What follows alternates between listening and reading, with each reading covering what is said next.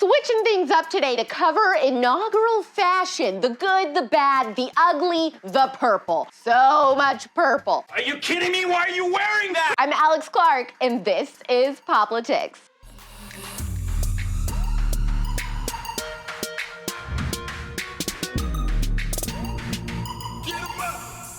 The first category we're starting with is worst dressed. And I love that we can get Hillary Clinton to kick it off for us. Wearing a bright purple pantsuit with a matching purple crepe scarf, not gonna lie, the shade is not the most flattering on her. And why was the first thing I thought of when I saw her grape lady? Stop.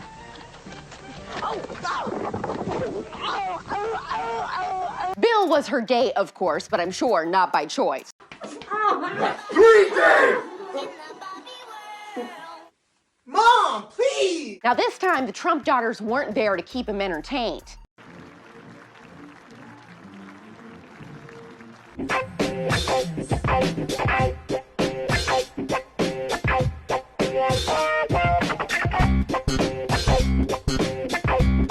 And without Ivanka, Bill appeared to be falling asleep, leading many children across the country to ask the question, "Mommy, is that Baby Yoda?" Chicken wing, hot dog and bologna, chicken and macaroni, chillin' with my homies. Next, we have George W. Bush and Laura Bush. The mixed messages here are really confusing. Based on reports by multiple sources, they are ecstatic Joe Biden is president and hated Trump. So then why are they dressed like it's George Orwell's 1984 and life is ending as we know it? Unification of the rules is more powerful a weapon than any fleet or army on earth. We also have Vice President Kamala Harris and First Lady Jill Biden in this category. And there's some nuance to this though, because I guess Kamala wouldn't be in this category if she was alone. Her outfit isn't that bad, but she qualifies since standing next to Jill Biden, they look like Sully from Monsters, Inc. Jill is in this category because I'm getting major what you ordered versus what you get in the mail vibes. Looks like a ripoff of Melania Trump's inauguration outfit with the same color. You couldn't have picked anything else besides teal or baby blue? No, this is not what I ordered. Okay. Lastly, Elizabeth Warren, who chose to wear a pink scarf. Normally, we stand pink, but not this time because that scarf is actually a Planned Parenthood scarf. Nothing keeps you warm like the memories of dead babies, I guess. And the winner for the POPlitics Award of Worst Dressed goes to George and Laura Bush. Browns, grays, and blacks, I feel like they belong in one of Tim Burton's films. You would think, since a fellow globalist buddy is in the White House, they'd wear something a little more cheery. I heard Michelle Obama liked it, though. Are you wearing a big boy shirt? Yeah. Next, we have honorable mentions. Looks that weren't necessarily worst dressed, but also weren't the best that I personally found interesting, to say the very least. And we're starting with Lady Gaga, wearing a massive red princess skirt and a bird with an olive branch pin that's as big as her head. Now, I know everyone is making Hunger Games comparisons, Feel free to take any of this personally. but I wish she would have busted out like this on stage.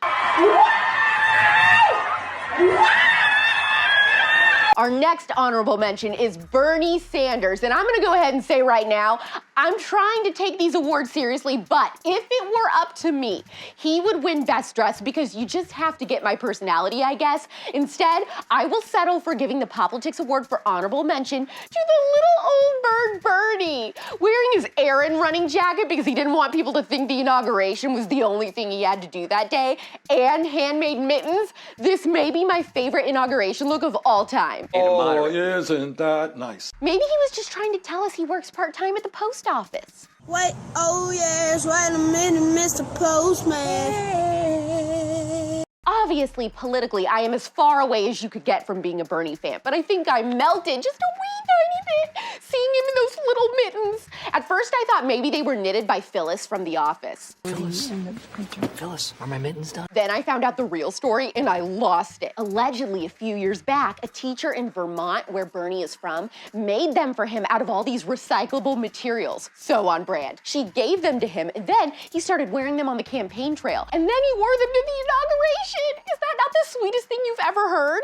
Aw, how cute. And we're ending with our best dressed category from the inauguration. Michelle Obama made the nominations for this category, but her look was still pretty underwhelming. She also wore monochromatic purple, which I think most of the women did for women's suffrage and unity, but at least a plum color looks flattering on her. I just wanted more, you know? One redeeming aspect, though, of all these one-color outfits is if you put Michelle, Jill, and Kamala together, they look exactly like the Jonas Brothers.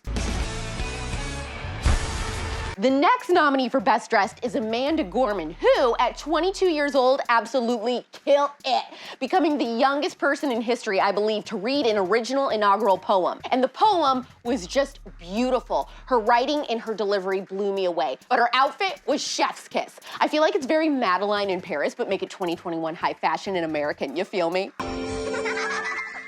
We're wrapping up this category with Jennifer Lopez, who looked stunning in winter white. If you're gonna wear all one color, white is a great choice. She looks so gorgeous, very regal. Although, can we talk about the fact that she randomly tried to put her lyrics to Let's Get Loud into This Land Is Your Land? I hate it here. Let's get loud.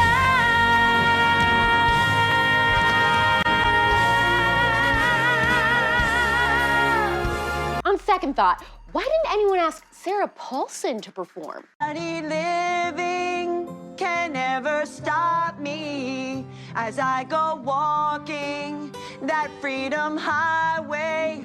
Nobody living could ever make me turn back. This land was made for you and me. Clearly, the POPlitics Award for Best Dressed is going to Miss Amanda. The hair accessory, the dress, the Madeline impersonation, all of it. 10 out of 10, queen status. In the words of Andrea Swift, that's my baby, and I'm really proud.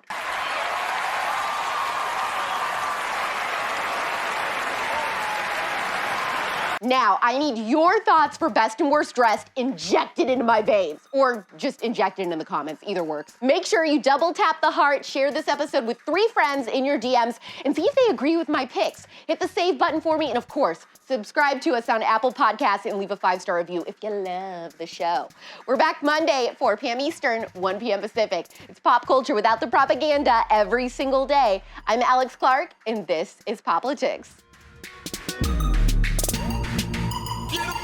Click below to watch yesterday's episode. Please subscribe, thumbs up, share this video, and ring the bell for notifications so you never miss the conservatee. And make sure you're following this show at POPlitics on Instagram for even more CUTEservative content.